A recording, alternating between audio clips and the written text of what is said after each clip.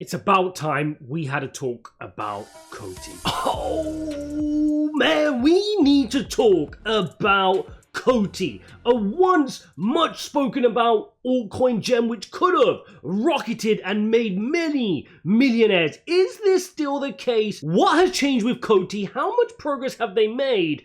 And what are my concerns currently? Full disclosure, I currently hold some COTI, but there is some things which are stopping me feeling really confident about this project and some concerns which are starting to arise. We're going to go through all of that and more in this video, including a bullish case price target, but also putting into perspective where we're at with this project. It's really important that we're able to do that, guys, in the face of having an exciting project. You guys know I'm going to be real. I'm going to bring you what I'm feeling in real time. And also, if things change, I update you as well. I'm not just one person that's going to make a video on every single altcoin in the top 100 list and say why it's going to moon to 100,000. No, that's not what we do here on the channel. Now, COTI we've been speaking about for a couple of years, and they had a lot of potential. Why were we excited about COTI? You got to remember, in the early days of blockchain, everybody wanted to build a layer 1 solution. Now, what COTI came out and did says we want to become the financial payment gateway. We want to be enterprise level. We want to be different. We want to allow enterprises to build their own tokens, right? We want to allow governments to plug in and build their CBDCs, because we know that inevitably they're going to want to build their CBDCs. What platform are they going to do that on? We want to allow consumers to do their payment solutions through a crypto on-ramp, right? Instead of having to do it through the centralized players. And we're going to get onto that shortly as well. And that leaves you sitting there saying, hang on, this is an exciting project, right? If you talk about the ecosystem, obviously I have a background in traditional finance. I'm sitting there, I'm looking at a company like Stripe, sitting at $94 billion in valuation. I'm sitting there watching a company like PayPal, $85 billion in valuation. So you combine that space and you're looking at $160 to $170 billion in just the payment gateway space between those two centralized players. And then we look at something like COTI, sitting here at a market cap of 123 million. And you could sit there and easily then say, okay, if they were just to become the size of Stripe, they're going at a potential 764x between now and then. And even if you didn't make it anywhere near Stripe, even if you didn't make it to a quarter of where Stripe is that not a great risk to return? And that's how initially we started to form our bull case on this project. For many of that still remains true, right? You can still say that they're still building, they're still here. They haven't capitulated in the bear market and disappeared into nothing. The team are still there. They're still working on the project. They've launched their JED stablecoin, which we're going to get onto also. But there are a few things which I have to share. When I look at it, and we take a look at the price action here, obviously COTI has been through what everybody else has been through in this market. It's had a crazy run up here, 2 peaks of about 69 cents, and now fallen all the way down to lows here of around 5 cents, right? So it's been through everything else that any other altcoin has been through this crazy bear market we had throughout 2022. You're now starting to see this recovery with the rest of the market in early 2023. But what's disappointing me? There's a few things.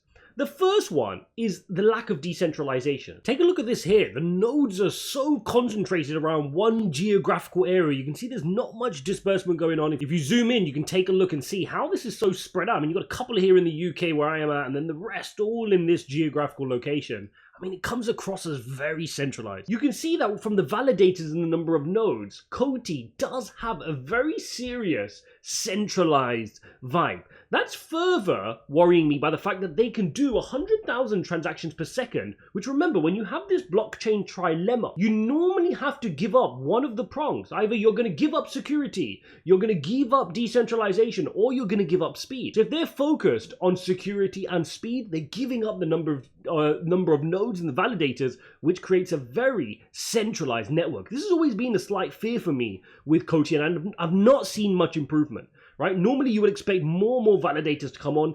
I've not seen that kind of improvement. Also, when I listen to interviews from the CEO, Shahab, you do hear things around, the fact that they're open to reversing transactions. Doesn't sit well with me. That's not great. We know that COTI on top of that is fully KYC and AML, right? So you have to on-ramp and give all your details. That is not great, right?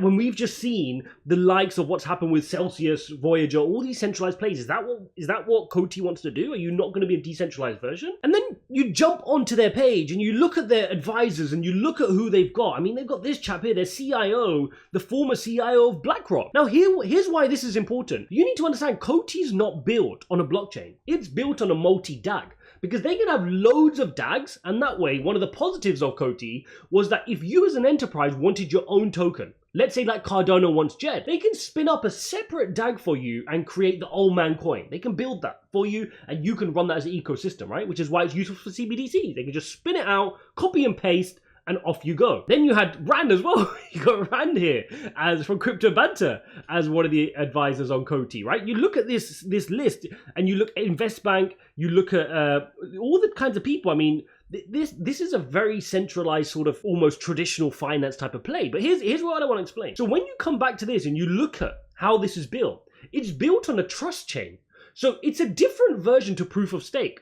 So normally in proof of stake, you stake your tokens, which by the way, if you want to stake COTI right now, you need at least $500,000 worth of COTI to start staking. So there's quite a high ceiling there, which is how they're creating this centralization versus creating and incentivizing more centralization. Now, I don't want to be out of order, right? Sometimes newer projects are quite centralized at the start while they're trying to get more people to like the project, become validated on the nodes, but I've just not seen that progress. So then you look at this trust score, and what this trust score is in their consensus model is they provide every one of these validators a score. So it's not just that anybody can validate the network, or no, you get a trust score based on how they've created an algorithm. And guess who created that algorithm to decide which node has more trust? Guess what? This chap here, right? He was fundamental in doing it, this BlackRock chap here. So that's concerning. These kind of things that you're playing around with what makes blockchain great in terms of creating consensus models, which is we had proof of work, which is you mine and you get work done and you validate transactions, or proof of stake, which is where you go ahead and you stake capital and you get a say on the network, right? For you to then add an algorithm on top, almost like how TikTok will add an algorithm or Facebook will add an algorithm, you're controlling what's going on. We do not need an algorithm on top, which we don't have transparent, like it just doesn't work. Why do you need that? And that then brings me on to the issue with JED. Now, JED was an exciting project. So JED was going to be the stable coin, an over-collateralized stable coin on the Cardano network. So it's Cardano's native stablecoin, but it's developed by IOG, so Cardano still, but it's powered by COTI, okay? Because that's what COTI want to do. They want to help you power these kinds of things. Oh, hey, Ijaz, do you want a stablecoin? We'll help you power it on COTI. Fine. So they go ahead and do that. And that was one of the reasons where I got really excited about COTI was when they were partnering so closely with Cardano. You guys know I like Cardano. I think that's it's a sensible hedge in my portfolio, and I just took a piece of that was in Cardano, a very small piece of my Cardano bag, and I put that into COTI. That was my piece on COTI. And then I was going to decide, do I want to put in more? But I've just not seen enough. And this was supposed to be that piece, right? Creating an over-collateralized stablecoin. But the problem is, as and when we got more and more details, because they were very secretive about this, as and when we got more and more details, I was left more and more disappointed. And you could see that in the price action after they launched the JED token. It was just, there was non-existent excitement. Yes, you could say there was buy the rumors, sell the news, but this did not elevate the price whatsoever here. I mean, you've had coins which have not launched their major thing in the last few months here to start off 2023, absolutely exploding, and they're launching their biggest thing, which everybody's been waiting for ages, and we've just not seen anything. But it makes complete sense. We need to understand the situation here. So one, they're creating an algorithmically backed stablecoin. Yep, they changed the wordings, right? Why do you think on their marketing, they do not say that this is an algorithmically backed stablecoin? They were at the beginning. When they first started and Terra Luna was doing great, they were saying we're an algorithmically backed stablecoin. Now, very smart marketing, but now that Terra Luna's collapsed and we've seen the failing of an algorithmically backed stablecoin, guess what? Now they're just saying we're Cardano's native over-collateralized stablecoin, but it is algorithmically backed. This is no different. So JED here is backed by ADA and uses Shen as a reserve currency. So think of JED as your UST in Terra Luna and think of Shen as the Luna token. That's the sister token, right? They work in tandem to keep the price pegged, and they're trying to peg it to ADA, 1-for-1. One JED, one ADA, okay? Now, there's a little bit of more complexity in that, and you have to maintain a certain collateral ratio. They want to keep the collateral ratio between a certain range, let's say 400%, and then you can continue to mint JED. But here's the risk. You're still backing it with a volatile altcoin, which doesn't make sense. If you go back to the Terra Luna situation, before they collapsed, right? They started off and they said we were algorithmically backed. If you're algorithmically backed, the whole point was that the mechanisms, the game theory, right? The game theory around why the tokens are pegged mean that you don't need collateral. That was the whole Do Kwon thesis. And then suddenly Do Kwon started building out his reserves, right? And you remember that we made videos daily covering this off. And he started creating reserves using Bitcoin. And at the time, we were like, okay, that's smart. And all the people jumped out the bandwagon and said, oh, that's great. He's buying loads of Bitcoin. That's good for the Bitcoin price. What did that mean for Terra Luna? That was the first signs of cranks in the armor that their algorithm wasn't sufficient. Because if it was sufficient, then why did he have to start creating reserve? But then here's where he got crazy. Then he started doing a partnership with Avalanche to put AVAX tokens in the reserve pool for LFG. And this is where we went crazy. I was like, guys, this is not acceptable. To have your reserve backing as Bitcoin, which has once been $1 trillion asset, is one thing. That coin can even go from 69 down to 15,500 in a matter of months, right? And that's your collateral. But you not forget that you've gone to Avalanche, you've gone to altcoins, and not even the top 10 altcoins to say that's backing mine. That's where it's not a good look. And look, Ijaz is a nice project, but to have that backing your stablecoin is asking for trouble. Now you understand from COTI's perspective, why do they need a stablecoin? They need it. If you're setting up a payment gateway, people are not going to accept payments in COTI. Nobody cares about COTI. COTI is going to be used for the fees. You want to make money from it and the value of COTI can go up. People can stake COTI for the treasury. Great. But nobody as a merchant, if I'm a big business, I'm not going to accept payments in COTI. I want to step it in a stable coin. So they had to get this stable coin piece right. But right now they're late with it. It's been kind of underwhelming. It already depegged in early days, which isn't a great look, right? It managed to repeg, great. This is a challenging environment. If you've not watched my video from yesterday, we know that the SEC is going after stablecoin. They've banned Paxos BUSD provider, done. They're now suing Do Kwon over UST. They're trying to set a precedence. I go through all of that yesterday. This is not a good look for COTI. And this gets me concerned about wanting to add more in the portfolio. The landscape for COTI has become extremely challenging. One, they've just not made good progress over the last couple of years. This has been a very stagnant project without announcing many good partnerships, without onboarding a whole bunch of customers.